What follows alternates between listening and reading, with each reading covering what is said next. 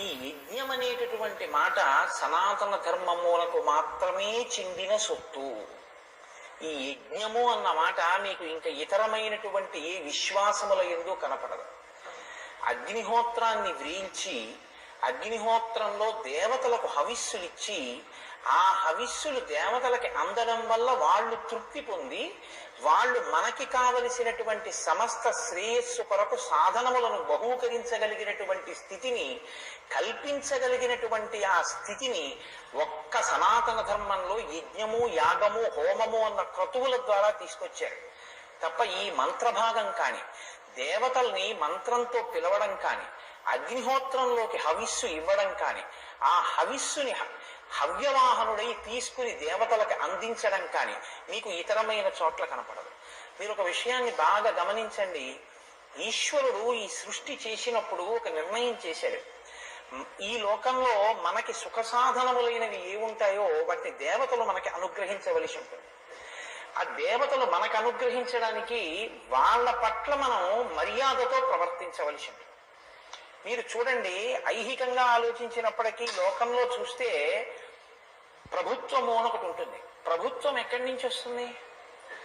మనం ఎన్నుకున్నదే ప్రభుత్వం. ఆ ప్రభుత్వం కొన్ని కార్యాలు చెయ్యాలి. దానికి డబ్బు ఎక్కడి నుంచి వస్తుంది? మీరు కట్టిన పన్నులే, మనం కట్టిన పన్నులే ప్రభుత్వానికి ఆదాయం. మనం కట్టిన పన్నులతో ప్రభుత్వం మనకి సంక్షేమ కార్యక్రమాలు చూసినట్లే మీరిచ్చిన హవిస్సు చేత తృప్తి పొందిన దేవతలు మీకు కావలసినటువంటి ఉపకారం చేస్తారు. ఏమి ఇక్కడ మీరు పెట్టుకున్న వ్యవస్థ మీద మీకున్న నమ్మకం సనాతన ధర్మంలో చెప్పిన దేవతల మీద, యజ్ఞయాగాది క్రతువుల మీద మీకు ఎందుకు ఉండకూడదు? విశ్వాసము ప్రధానం. విశ్వాసమే ఈశ్వరుడు. గురువాక్యమునందు, శాస్త్రవాక్యమునందు అవిశ్వాసం ఉండాలి. యజ్ఞము మీకు 3 రకములైనటువంటి ప్రయోజనాలను అందిస్తుంది. యజ్ఞము వలన వచ్చే ఉపయోగం ఏమిటంటే దేవతలు తృప్తి పొందుతారు. ఆయన వర్షం కురిపించాడు ఒక దేవత, దాని వలన పంటలు పండే.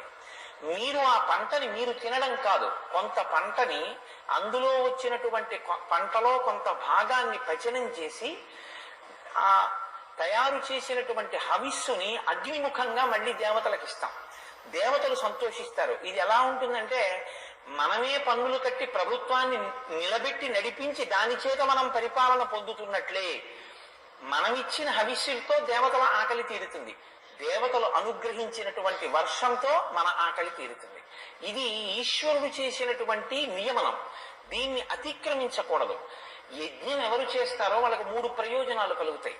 ఒకటి, యజ్ఞం జరిగిన చోట దేవతలు తృప్తి పొంది నీకు కావలసినటువంటి కోరికని తీరుస్తారు. నాకు ఒక కోరిక ఉండిపోయింది. కోరిక అన్నప్పుడు మీరు ఒకటి జ్ఞాపకం పెట్టుకోవాలి. కోరిక అంటే అర్థం పర్థం లేని కోరిక కాదు. ఏ కోరిక కోరకుండా మీరు ఉండకూడదో మనుష్య జన్మలో, ఏ కోరిక మీకు తీరకపోతే మీ మనుష్య జన్మ యొక్క ప్రయోజనమే ప్రశ్నార్థకమవుతుందో అటువంటి కోరిక కొరకు మీరు ఒక యజ్ఞం చేయడం ఎప్పుడూ దోషం కాదు. మనిషికి జన్మతః 3 రుణాలు ఉంటాయి. పితృరుణము, దేవరుణము, ఋషి రుణము. పితృరుణం ఎలా తీరుతుంది? తండ్రి గారు నాకు జన్మనిచ్చినట్టే నేను వివాహం చేసుకుని నేను కూడా జన్మనివ్వాలి బిడ్డలకి. నేను ఓ కొడుకుని కని సచేల స్నానం చేస్తే నేను తండ్రి గారికి పడినటువంటి రుణం తీరుతుంది. కాబట్టి ఇప్పుడు నాకు రుణం తీరాలి అంటే నేను కొడుకుని కనాలి, నాకు సంతానం కావాలి. నాకు సంతానం కలగకపోతే నేను ఎవరిని అడగవలసి ఉంటుంది? ఏదో ప్రతిబంధకం ఉంది, సంతానం కలగట్లేదు. ఇప్పుడు ఆ ప్రతిబంధకాన్ని తొలగించి మమ్మల్ని ఆశీర్వదించి నాకు సంతానం ఇవ్వండి అని నేను ఎవరిని అడగాలి? దేవతల్ని అడగాలి. మీరు ప్రభుత్వం 2 పనులు చేస్తుంది. మీరు చూడండి, ప్రభుత్వము సంక్షేమము చూడడం ఒకటే కాదు, ప్రభుత్వం శిక్ష కూడా వేస్తుంది. ప్రభుత్వమే గ్రంథాలయం కడుతుంది, ప్రభుత్వమే పాఠశాల కడుతుంది, ప్రభుత్వమే కారాగారాన్ని కూడా నిర్మిస్తుంది. కారాగారాలు బయట వాళ్ళు ఎవరు నిర్వహించరు, ప్రభుత్వం నిర్వహిస్తుంది.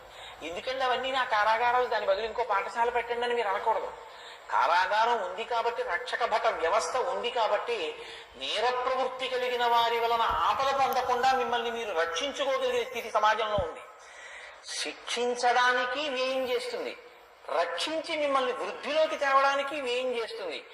ఎవరిని శిక్షిస్తోందో అది దారి తప్పిన వాళ్ళని సన్మార్గంలోకి తేవడం ఒకెత్తు, ఆ శిక్ష వేయడం ద్వారా ఆ మార్గంలోకి వెళ్లకుండా క్రమశిక్షణతో ఉన్న వారిని రక్షించడం ఒక ఎత్తు. కాబట్టి ఏమన్నా మీరు పాఠశాలలే పెట్టండి, గ్రంథాలయాలే పెట్టండి, మీరు జైళ్లు కట్టకండి అని మనం అడగకూడదు. ఈశ్వరుడు కూడా అంతే. ఈశ్వరుడు ఏం చేస్తాడంటే గత జన్మలలో మనం చేసినటువంటి పాప పుణ్యములు మనకి తెలియకపోవచ్చు, కానీ జీవుడు చేసిన పాపాన్ని చూసేవాడు వాడు ఉన్నాడు.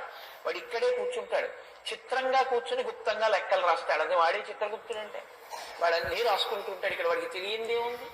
వాడు దానికి ఫలితం ఇస్తాడు. కాలోహి బలవాన్ కర్త సతతం సుఖ దుఃఖయో నరాణం పరతంత్రాణం పుణ్య పాపానుయోగత అంటాడు వ్యాసుడు దేవీ భాగవతంలో. కాల రూపంలో కాల కలగతామహం అంటాడు గీతలో గీతాచార్యుడు.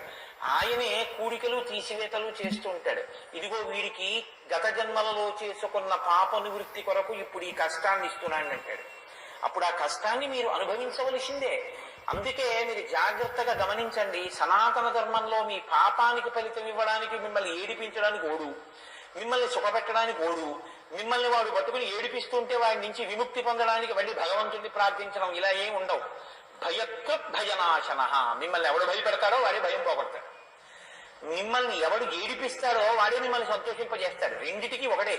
నీ కష్టం ఇచ్చినా ఈశ్వరుడే, సుఖం ఇచ్చినా ఈశ్వరుడే. సనాతన ధర్మం మీద విశ్వాసం అంటే ఏమిటో తెలుసా అండి? నాకు ఒక ఆపద వస్తే ఈశ్వరుణ్ణి నిందించడం కాదు. నాకు ఒక ఆపద వస్తే నేను ఏ జన్మలలోనో ఏదో ఒక పాపాన్ని చేసి ఉన్న కారణం చేత ఆ పాపము ఈనాడు అనుభవైక యోగ్యమై నాకు ఈ కష్టం రూపంలో వచ్చింది. కాబట్టి ఈశ్వర, ఈ కష్టమును నేను భరించగలిగిన శక్తిని కృపచే, లేదా వేరొకసారి ఇక ఇటువంటి తప్పు చెయ్యకుండా నన్ను నేను నియంత్రించుకోగలిగినటువంటి శక్తిని నాకు కృపచే. ఈ రెండుగా ప్రార్థన చెయ్యడం, లేదా నువ్వు నాకు కష్టమే నాకేం బెంగలేదు, కానీ నాకు కావలసింది ఒక్కటే, అది అనుభవించడంలో నీ పాదముల యందు విస్మృతి కలగకుండా మాత్రం చూడు. నిన్ను సేవింపగ నాపదల్పడమని నిత్యోత్సవం అవ్వని జనమాతృండనని సంసార మోహంబు పైకొనని జ్ఞానము కల్గని గ్రహగతులు కుందింపని మేలు వచ్చిన రాణి అవి నాకు భూషణములే శ్రీకాళహస్తీశ్వర.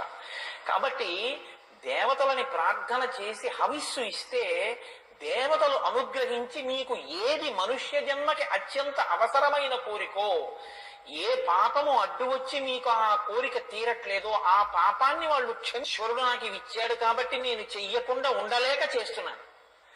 అలా చెయ్యడం ఏదైతే ఉందో అటువంటి దాని వలన చిత్తశుద్ధి కలుగుతుంది. చిత్తశుద్ధితో కూడినటువంటి భక్తితో కూడినటువంటి కర్మాచరణము చేత జ్ఞానం ఆవిర్భవిస్తుంది. ఆ జ్ఞానము చేత మోక్షము కలుగుతుంది.